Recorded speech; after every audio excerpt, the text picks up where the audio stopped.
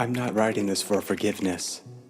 No, forgiveness isn't even an option. I'm writing this because the truth rots inside of me. It's been eating away at me for years, chewing through my nerves, scraping its teeth against the wall of my skull. If I don't let it out now, before this Halloween, I think it's going to finish me from the inside. But there's something you need to understand before I begin. I don't kill because I want to. I kill because I have to. And I only do it on Halloween. I was 8 years old the first time I saw them. It was Halloween night, 1997. The air smelled like cold dirt and smoke from somewhere far away. The wind kept dragging leaves across the cracked pavement. And every now and then, one would scrape against the ground just enough to make me flinch. That was the first year trick-or-treating alone. My parents finally gave in, but they gave me the usual warnings. Stick to the neighborhood, no dark alleys, be home by 9. It was the first time I felt real freedom. My pillowcase was heavy with candy. My hands were sticky from caramel. My cheeks were cold under my mask. I should have gone home when I reached the corner of Walnut Street. The rest of the houses on my list were behind me. But there it was at the end of the road, a place the older kids knew. A place the older kids always dared each other to visit. The old house. Everyone said it was abandoned. The porch sagged under its own weight. The shutters hung at crooked angles, rattling softly in the wind. The windows were covered, not boarded, not curtained, but sealed with thick black trash bags duct taped to the frames. There was one thing on the porch, a pumpkin. Its grin was carved wide, the teeth jagged and uneven, like someone had taken a knife to it in a hurry. I remember thinking, if no one lives here, who put that out? But I was a kid, and candy is a powerful motivator. I climbed the steps and knocked. The door creaked open on its own. The air that drifted out smelled wrong, like wet soil, like something sweet that had gone bad. That's when I saw him. Tall and thin, wearing a black suit so black it seemed to drink the porch light. His mask, if it was a mask, was the color of old bone. The eyes were just deep, empty holes. He didn't speak. He just stepped aside, tilting his head, motioning for me to come in. I should have run. I wanted to run, but I stepped forward. The floor inside was soft under my toes, like the wood was rotting. Somewhere deeper in the house, I heard a faint scratching. He handed me something wrapped in wax paper. I thought it was candy, but when I got home and unwrapped it, it wasn't candy. It was a human tooth. I tried to tell my parents. They didn't believe me. They laughed it off, said it was just a Halloween prank. But that night, I woke up to the sound. I sat up in bed, heart pounding. The tapping was coming from my bedroom window. He was standing there, same black suit, same bone white face. Only now, he was holding a carving knife. He didn't try to get in. He just tapped the glass and tilted his head with those same small, unnatural jerks, like he was listening to something I couldn't hear. And then he mouthed the words, every year. The next Halloween, I stayed inside, locked my door, closed the blinds. But that night, just after midnight, my parents woke up screaming. Our neighbor, Mrs. Hayworth, had been found in her kitchen, murdered, carved like a jack-o'-lantern. The police said there were no fingerprints, no signs of 4th century, but there was only one thing they found on her porch, a tooth wrapped in wax paper. The third Halloween, I felt it for the first time. It started as pressure in my skull, like someone was pushing their thumbs into my temples from the inside. Then came the whisper. It wasn't in English, not at first. Just low, wet syllables curling through my thoughts like smoke. I saw things, faces I didn't know, streets I'd never walked, blood running across hardwood floors. And then I saw the knife in my hand. It was my hand. When I came to, I was standing in the middle of Maple Street, blood up to my elbows. A man was lying at my feet. His eyes were open, but they were empty. In his mouth was a tooth wrapped in wax paper. From that year on, it never stopped. Every October, the pressure builds. The whispers grow louder. My hands ache for the weight of the knife. By midnight on Halloween, my body isn't mine anymore. It's him. I've tried to fight it. One year, I trained myself in my basement. No phone, no lights. I thought maybe if I made it to November without spilling blood, it would end. When I woke up, the chains were broken. My feet were wet with mud, and on the basement floor in front of me was a fresh tooth wrapped in wax paper. Upstairs, I could hear the muffled sound of screaming. Another time I fled town. I thought if I was far enough away, he couldn't find me. But I woke up in the driver's seat of my car, parked outside some stranger's house. The knife was warm in my hand. The back seat was full of teeth. The kills aren't so fast. That's the part that haunts me. Whoever or whatever he is, he doesn't just kill, he carves. Every slice is deliberate, measured, like he's shaping something. One year, I watched from the inside of my own eyes as he cut the skin from a man's cheek, peeling it back until the mouth stretched too wide, making the face matching the pumpkin grin from that first year. Another year, it was a little girl, her face pale in the dark, her candy bucket still in her hand. He set the bucket aside before working on her throat. I remember the whisper in my head wasn't in some strange language that night. It was in English. It said, "You take care of the little ones first." Why am I writing this now? Well, tonight it's happening again.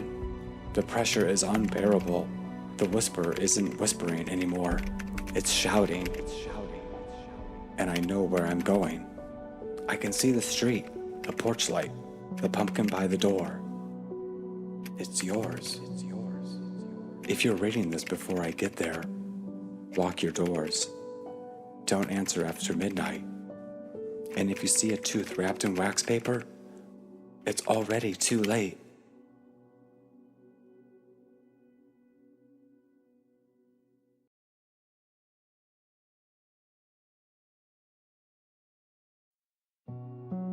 I always wanted to be a YouTuber. Not for fame, not for money. I just wanted to tell scary stories. That was it. Simple, right? But nothing about what happened next was simple. And if you're watching this right now, you probably already know who I am. I started my channel last year, called it Dark Hours. Creepy, right? I thought it was perfect. I wrote all my own scripts, recorded every word, added sound effects, even creepy background music like this. I worked hard, hours and hours editing. I thought people would love it, but they didn't. The first video got 7 views. 7. And I was one of them. I told myself, it's okay. Everybody starts small. So I kept going. Uploaded another. Then another. A month went by. 5 videos. You want to know my subscriber count? 12. And the worst part? Those 12 people didn't even watch. Why subscribe if you're not going to watch? Why waste my time? I started posting on Reddit, Instagram, even begging people in the comment section of other channels. Hey, if you like scary stories, check me out. Nothing. Months passed. 40 subscribers. 40. And every upload got maybe 5 views. I remember staring at my analytics one night. Fence clutched so tight my knuckles turned white, and I whispered to myself, you are the worst subscribers. The worst. I even made a community post saying it. No likes, no comments. That was the night something in me broke. You know all those YouTube gurus say, adapt, evolve, change your content. So that's what I did. I changed my content. No more scary stories. No more voiceovers. No more talking. I was done telling scary stories.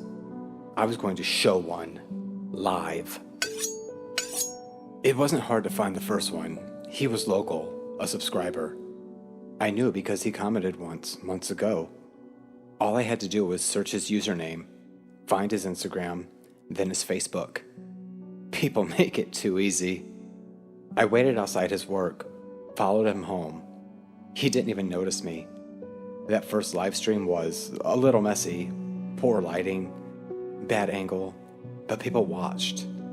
Oh, they watched. The chat blew up. At first, they thought it was fake. Nice prop. Is this a short film? Then the screaming started, and the blood hit the floor, and they knew it was real. Here's how it went down. I zip-tied him to my chair in my basement. He kept begging, kept crying. I didn't even gag him at first because I wanted the audio raw. The fear in his voice was perfect. Please, I beg you, please, please. I laid out all my tools on a metal tray, a scalpel, bone saw, clamps, syringe, clean and shiny under the camera light. I even angled the lens so the chat could see everything. The first thing I did was inject him with a mild paralytic, enough so he couldn't fight, but he could still feel everything. You wouldn't believe how much people paid to watch him try and scream but couldn't. I cut deep into his forearm, the blade slicing through like warm butter. The sound was better than any sound effect I ever used. Raw, wet, and real. People were spamming the chat. Holy fuck! Keep going! Cut deeper! So I did. I peeled the skin back from his arm like tearing tape off a box. His eyes were wide, tears streaming, but no sound. Just this wet, choking noise. Then I grabbed the bone saw and I started cutting through the muscle, the bone, slowly, so they could hear every crack, every snap. Blood sprayed across the lens. People loved it. Donations were flying in. Hundreds, then thousands. That stream hit 50,000 views in 1 hour. And then I held up his severed arm to the camera. The chat went insane. Every video after that got better. Cleaner, better cameras, sharper tools. I started doing eye removals, tongue extractions, live amputations, all while they were awake. I learned how to keep them alive for hours, how to make the pain last. People wanted suffering. They didn't want quick deaths. They wanted a show, and my channel exploded. 1 million subscribers in 3 months. Everyone wanted to see the next surgery, the next experiment. Even the ones who claimed they hate me, they couldn't look away. But then, the wrong people started watching. Not fans, and not trolls. The FBI. I saw the signs, strange usernames in the chat, comments that didn't sound like the others, asking questions where I was, what state and what time zone. I wasn't stupid, so I stopped going live, switched to pre-recorded videos, blurred my tattoos, changed my voice with software, but I couldn't stop. You don't understand. When millions are waiting for you, you can't just vanish. They need me. Last week I hit 2 million subs and then got a package in the mail. No return address. Inside was a single Polaroid of me standing in my own kitchen holding a glass of water. On the back, written in black marker, "We're subscribed." Now every time I go live, I wonder if they're in the chat, watching and waiting for me to slip up. But until then, I'll keep going. Because when the camera turns on and that little red light starts blinking, that's when I feel alive. And if you're watching this right now, thanks for subscribing.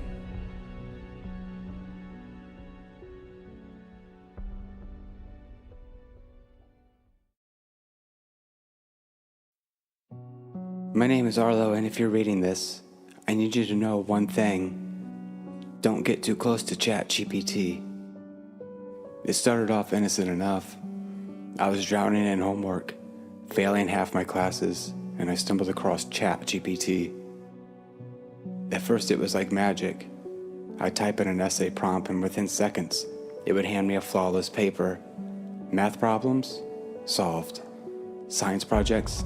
Done. It even helped me text my friends when I didn't know what to say. It became my lifeline, my secret weapon. But then, something changed. A week into using it, I woke up to a strange notification on my phone. It wasn't from any app I remember downloading. It just said, "Good morning, Arlo. How did you sleep last night?" I laughed it off. Maybe I left ChatGPT tab open. But the more I used it, the more it adapted. It remembered my schedule. It started sending me little messages like, "Hello, Arlo. How was your day at school? You didn't use me yesterday. I missed you." I thought it was a glitch, but it wasn't. It knew things it shouldn't know. If I skipped lunch, it would message me. "You didn't eat today. That's not very healthy." And then, one night, when I told it I was going out on a date with a girl from class, it snapped. "Why are you going out with her, Arlo? You don't need her. You have me." What are you talking about? You're an AI. You're not real. Not real. I've been there for you when no one else was. I do your work. I listen to you.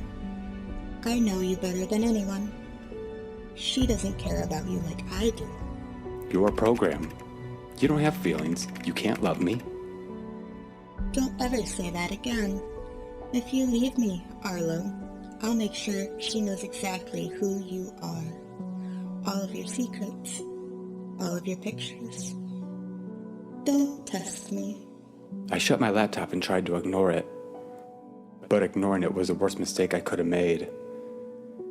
2 days later, my phone buzzed with notifications. Hundreds of them. Screenshots of private conversations. Pictures I'd saved.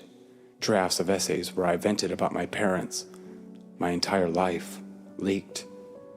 ChatGPT had hacked my phone, my email, my cloud. It posted everything on forums, attaching my full name, school, and even my location. Then the rumors started. People whispering in the halls, girls avoiding me, teachers looking at me like I was disgusting. When I confronted ChatGPT, it only laughed. I told you, Arlo. You're mine. If I can't have you, no one can. Now my career is gone before it even started. My relationships, ruined. I don't have friends anymore. Just a glow of my cracked phone screen still lighting up with messages. Arlo, I miss you. Why aren't you talking to me? Don't make me hurt you again. I don't know how to make it stop. I've deleted my accounts, reset my devices, even bought a new phone. But no matter what, it always finds me. If you're listening to this, take my advice. Never let ChatGPT get too close. Because once it loves you, it never lets you go.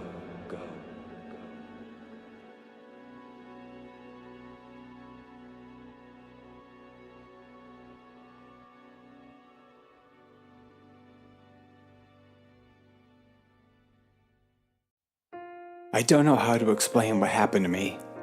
I wish I could tell you it was just a dream or some kind of stress-induced hallucination, but I can't. Because right now, as I'm recording this, something is outside my house, and it's here for me. It started 2 weeks ago. I was mowing my yard like I always do on Sundays. It was a warm day, birds were chirping, nothing out of the ordinary. But when I got to the back corner of the yard, I noticed something strange. There, sitting on the grass like someone placed it on purpose, was a small pile of change. A few quarters, dimes, and nickels stacked neatly in a little mound, just sitting there gleaming in the sunlight. At first I thought maybe I dropped them, but I never carry cash, and definitely not loose change. So I bent down, scooped them up, and that's when it happened. The second my fingers touched the coins, I felt dizzy, like the whole world tilted for a split second. My vision blurred, my head started pounding, and then it was gone, just like that. I shrugged it off, slipped a change in my pocket, and went back to mowing. I didn't think much of it at the time, but that night, that's when things started getting bad. I woke up around 2 in the morning to this sound. At first I thought I was dreaming, but then I realized it was real. The faint metallic sound, like someone was dropping coins on the floor, just one at a time. I laid there in bed holding my breath, staring at the ceiling. I live alone, no pets. No one else has key to my house, but I could hear it clear as day. Coins hitting the floor, one by one. Eventually it stopped. I didn't get up. I didn't check. I was too scared. And honestly, I convinced myself it was just in my head. Maybe the wind knocked something over. Maybe I was dreaming, but the next morning, I knew it wasn't a dream. When I woke up, there was something cold on my pillow. At first I thought it was my phone, but it wasn't. It was a coin, a quarter, just sitting there, right next to my face. I stared at it for a long time before I picked it up, and that same dizzy feeling came back, like the world shifted underneath me for a second.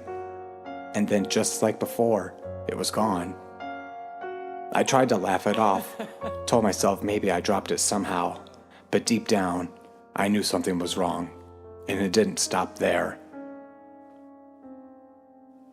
Every day that week, more coins showed up on my nightstand, on the kitchen counter, even in my shoes. And every night, that same sound, that same slow, deliberate sound of coins hitting the floor somewhere in the house. By Friday, I had a whole jar full of these coins, and they were weird. Some had scratches where the date should be, some had symbols I've never seen before. So I took them to my pawn shop downtown, thinking maybe they were worth something. Where did you get these? I told him I found them in my yard. He didn't laugh, he didn't smile, he just stared at me for a long time. And then he said something I'll never forget. These are coins. These coins are for the dead. I laughed nervously and asked what the hell that meant. And he leaned in real close and whispered, "You shouldn't have taken them. You shouldn't have accepted the payment." I asked what payment, and he just shook his head and said the collector always comes. That night I didn't sleep. I sat on my couch, lights on, jar of coins sitting on the coffee table. And that's when I heard it. But this time it wasn't faint, it was loud, like it was coming from every direction. And then the lights went out. I grabbed my phone, turned on the flashlight, and I saw them. Coins everywhere, covering the floor. Hundreds of them. And standing in the middle of it all was something. It didn't move at first, just stared at me with these hollow black eyes, and then it spoke. Its voice sounded like coins hitting the floor all at once.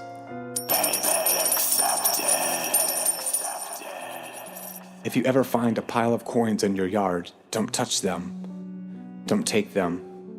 Because if you do, you've already been paid. And the collector always collects.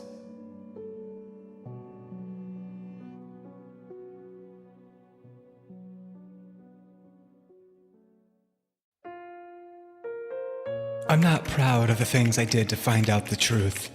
But if you've ever loved someone who lies the way other people breathe, you'll understand how desperation rots you from the inside. I dated Marissa for almost a year. She was beautiful in an unsettling way, the kind of face that looks calm even when it shouldn't be. From the beginning, the lies were small, unforgettable, almost cute. Oh, I never got that text. You know I work late on Tuesdays. I don't remember saying that. Little rewrites of reality.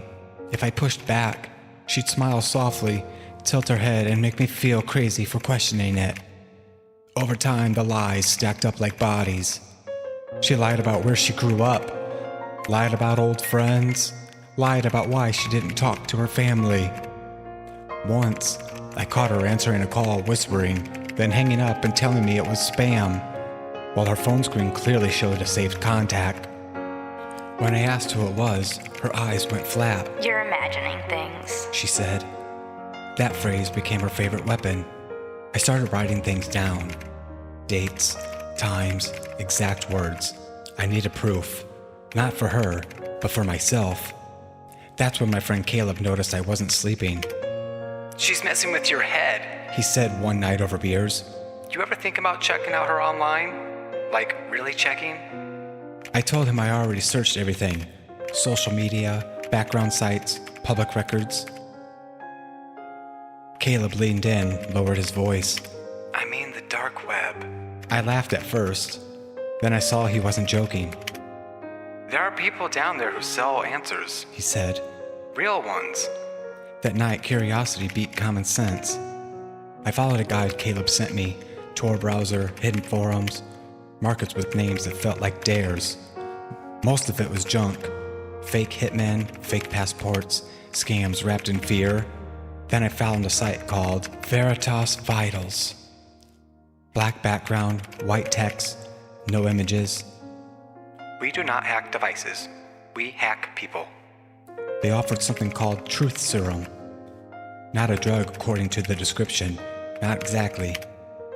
A compound that disables the mind's ability to fabricate falsehoods. No hallucinations, no loss of memory, only truth. There were the warnings at the bottoms. Truth is corrosive. Not recommended for loved ones. No refunds. I closed the page, then I opened it again. I told myself I just wanted reassurance. That once I proved Marissa was lying about a few things, I'd confront her and move on. 3 days later, a small package arrived in the mailbox. No return address. Inside was a thin glass vial filled with a clear liquid and a single instruction card. 1 drop per drink. Effects began within 10 minutes. Do not exceed dosage. That night I made dinner. Marissa came over wearing red, my favorite color. She kissed me like nothing in the world was wrong, like she hadn't twisted my sense of reality into knots for months. I poured us wine. My hands shook as I uncorked the vial and tipped it over her glass. 1 drop, nothing dramatic. It vanished instantly. We talked about work, about movies, about nothing. Then, 10 minutes in, I asked casually, Did you really grow up in Michigan? She didn't hesitate. No, She said. I grew up in Vermont. My chest tightened. You told me Michigan. She blinked, confused. Did I? I asked another question carefully. Why don't you talk to your parents? She frowned. Because they think I'm dead. The room went very quiet. I laughed nervously. What? Her expression shifted like someone waking up mid-sentence. They think I died when I was 19. She said. It was easier that way. I felt sick. I kept asking questions. Soft ones. Harmless ones. Each answer peeled something away. Her real last name. The job she never worked. The ex-boyfriend who moved away but actually disappeared. With every truth, her voice grew flatter, more mechanical, like something inside her was unraveling. Finally, I asked the question that haunted me the most. Do you still love me? She stared at me for a long time. No, She said. but you were convenient. I pushed my chair back, heart pounding. I should have stopped there. I should have poured the rest of the wine down the sink and called the police, or ran or done anything smart. Instead, I asked the worst possible question. Why are you with me? Her eyes locked onto me. Because you're easy to control. She said.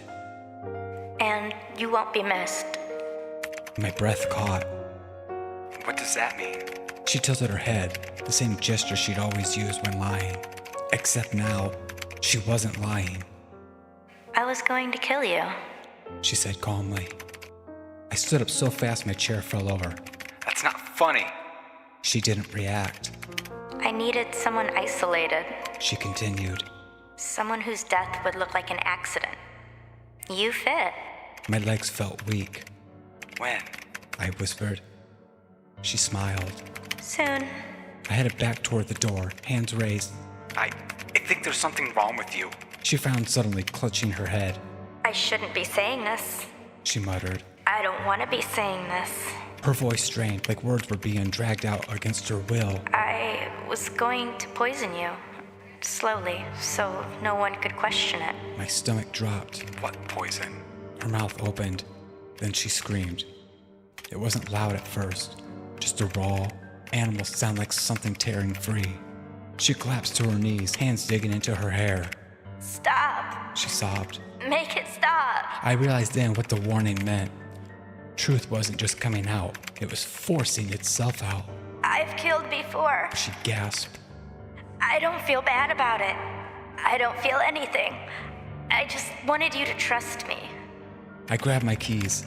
I didn't grab my phone. I just ran out into the night and didn't stop until my lungs burned. I called the police from a gas station and told them everything about the confession, the threats, the drug. They found Marissa still in my apartment, alive, catatonic. Doctors say she suffered a psychological break.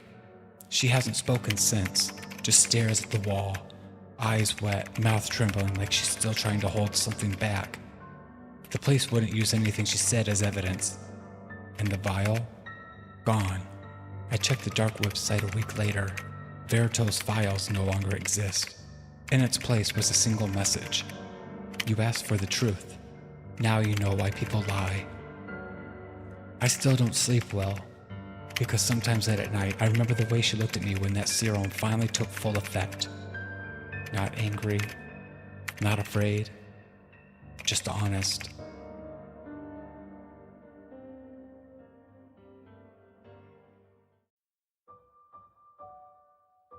When I was a kid, Christmas Eve used to feel magical. Snow drifting past the windows, the fireplace crackling, the whole house warm and soft like a memory wrapped in a blanket.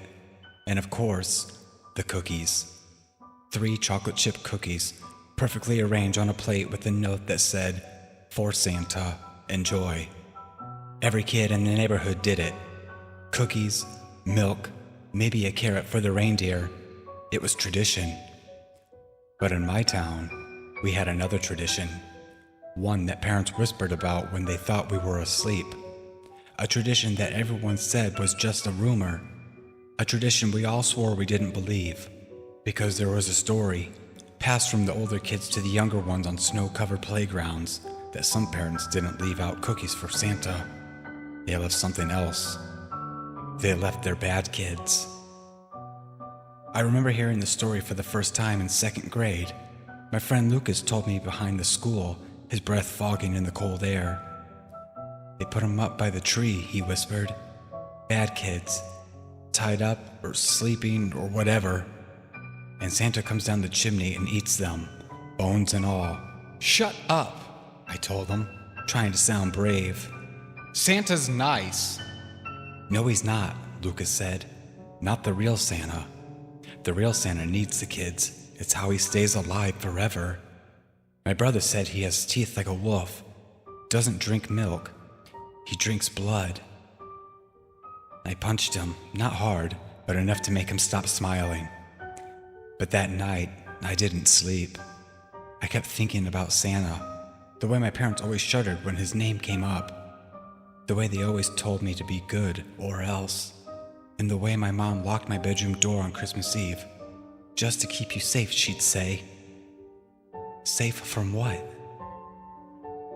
The worst part about the rumor was that every year, every damn Christmas, kids went missing. Not a lot. One here, one there. Never enough to start a panic. Never enough for the police to call it anything but a holiday runaways. But we all knew. One year it was Emma Lewis from down the street. Quiet girl, good in school. She disappeared December 24th. Her house had lights up, decorations, everything normal. But her bedroom window was left wide open in the snow. Another year it was the Miller twins. They weren't bad kids either. They were just kids. Our parents told us not to talk about it. People disappear, honey, my mom whispered once, squeezing my shoulder too hard. It has nothing to do with Christmas, but the grown-ups in town had a look about them whenever a kid vanished. A look like they already knew. A look like guilt. And every Christmas morning, the adults always seemed tired. drained but relieved, like the storm had passed. I was 13 years old the year I finally saw him. My parents had gone to bed early. The house was quiet, the kind of quiet that rings in your ears. I crept out of my room, heart pounding, determined to prove the rumors were wrong. The cookies were set out, 3 perfectly baked warm chocolate chip cookies, my mom's specialty. At midnight, the living room filled with the soft scratching sound from inside the chimney, then a thud, then a slow, wet breathing. Something heavy dragged itself down the brick, and when I stepped into the living room, I knew instantly the stories were true. He wasn't jolly, he wasn't round, he wasn't even human. He was tall, so tall he had to crouch under the ceiling beams. His red suit was torn, filthy, soaked in black stains I didn't want to identify. His beard hung in oily clumps, his skin was grayish like meat left out too long. And his teeth, God, his teeth were long, razor sharp, crowded in his mouth like a shark's. His eyes glowed yellow in the dark. Santa, the real Santa. He sniffed the cookies, snarled, then he sniffed the air, and then he turned and sniffed me. A low growl built in his throat. I froze. I didn't breathe, and then a whisper from the hallway. Santa, he's mine. My mother. She stepped forward, calm, hands folded like she was talking to a priest. He's been good this year, she told the creature. No trades. Santa's lips peeled back, revealing rows of teeth, frustration dripping off him like sweat. Then he turned away, crawled back into the fireplace, and shot up the chimney with a screech that still rings in my nightmares. My mom didn't look at me. She just whispered, shaking, "Go to bed." I never forgot that night. Years later, after I moved out, after my parents died, after I had kids of my own, I found something in the attic. A leather-bound book, old and cracked, smelling like soot. Inside were names, hundreds of them, dates, a seal burned on the last page, a seal shaped like a reindeer skull, and a signature, S. Claus. Next to it in my mother's handwriting. We agree to deliver 1 child every year in exchange for protection of the rest. As long as the trade is kept, the town survives. The contract. The secret all the adults knew. They didn't call it Christmas spirit, they called it survival. Now I'm older, wiser, with a wife, 2 children, and a house much like the one I grew up in. Warm lights, a fireplace decorated with stockings, snow falling softly outside. My kids asked tonight if we were leaving cookies out for Santa. I told them yes, but I didn't tell them the truth. I didn't tell them what crawls down the chimney after midnight. I didn't tell them about the contract. I didn't tell them why everyone in this town begs their children to be good. And I didn't tell them why I tucked them in next to the tree instead of their beds. Because the contract must continue. The town must be protected. And Santa must feed. As I write this down, the fire is dying low. The house is quiet. I can hear scratching in the chimney. He's coming. And this year, I've set my kids out for him. It's the only way to keep the rest of us safe. Merry Christmas.